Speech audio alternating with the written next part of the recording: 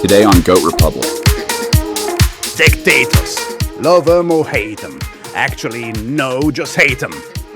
These guys left an unforgettable mark on history. Some ruled with an iron fist, some with baffling incompetence, and some with just sheer weirdness. But which dictator was the best? As in, the least terrible? And which one was the absolute bottom of the human barrel? Let's compare some of history's most unique tyrants.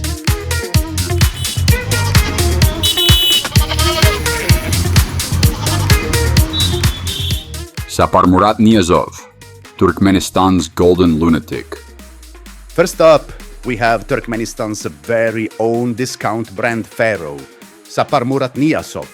This guy rebranded an entire country into his personal fan club. He renamed months of the year after himself and his mother, banned beards, belly, and lip syncing, and forced an entire nation to read his self-written book of wisdom or risk unemployment. A true visionary, if that vision was just a giant mirror reflecting his own face. When the Soviet Union crumbled, Niyazov stepped in and said, "Guess I'll just keep the throne forever." The country had oil money, but he managed it with all the economic wisdom of a toddler in a candy store. Officially, Turkmenistan was secular, but his book, the Runama, was basically forced scripture. Students had to study it to graduate. As for law and order, it was more like law and disappear. If you had a medical emergency, well, hopefully you lived in the capital, because hospitals everywhere else banned. The only thing that flourished under Niyazov, his statue collection. Jean Bedel Bokassa, Emperor of Central Africa. Next, let's talk about Jean Bedel Bokassa, the guy who looked at Napoleon and thought, "Yay, but what if I made it even tackier?" Not content with just being a dictator, he declared himself emperor and spent a third of his country's budget on his coronation, because, obviously, the starving peasants would totally be into that. Bokassa seized power in a military coup, which was just another Tuesday in African politics at the time.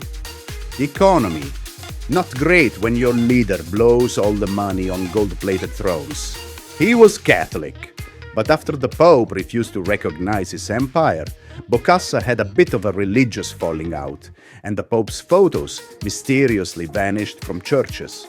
His justice system, let's just say, you did not want to be on his bad side, unless you were particularly rich in protein, if you catch my drift.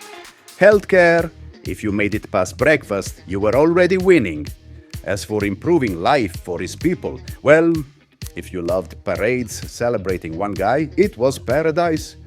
Otherwise, not so much. Kim Il-sung, the grandfather of North Korea's nightmare. Next, we have Kim Il-sung, the guy who took a dictatorship and made it a family business. He founded North Korea, built a cult of personality so intense it makes Hollywood fan clubs look reasonable, and set the stage for the dystopian horror show his country has become. He rose to power with Soviet backing after World War II and promptly turned North Korea into a hermit kingdom. The economy, mostly famine, religion, only if it involved worshipping Kim himself. Criminal justice, more like everyone is guilty all the time. Healthcare, North Korea technically has universal healthcare, but if you need medicine, you better have bribes.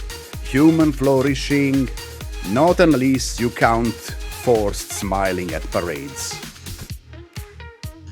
Lee Kuan Yew, the benevolent autocrat. And now we arrive at Lee Kuan Yew, a man who, against all odds, made dictatorship functional. He took Singapore, a mosquito-infested swamp with no resources, and turned it into an economic juggernaut. Unlike most dictators, he actually came to power through an election, and then made sure no one else had a real shot at governing. The economy booming, religion free to practice as long as it didn't cause trouble. Law and order. Strict but fair, as long as you didn't mind corporal punishment for vandalism. Healthcare among the best in the world. Human flourishing. If you value stability over personal freedom, Singapore was basically a utopia. If you liked questioning authority, well, maybe not so much. The verdict. So who wins? If we have to pick a best dictator, shockingly it's Lee Kuan Yew. He ruled with an iron grip, but at least he made life better.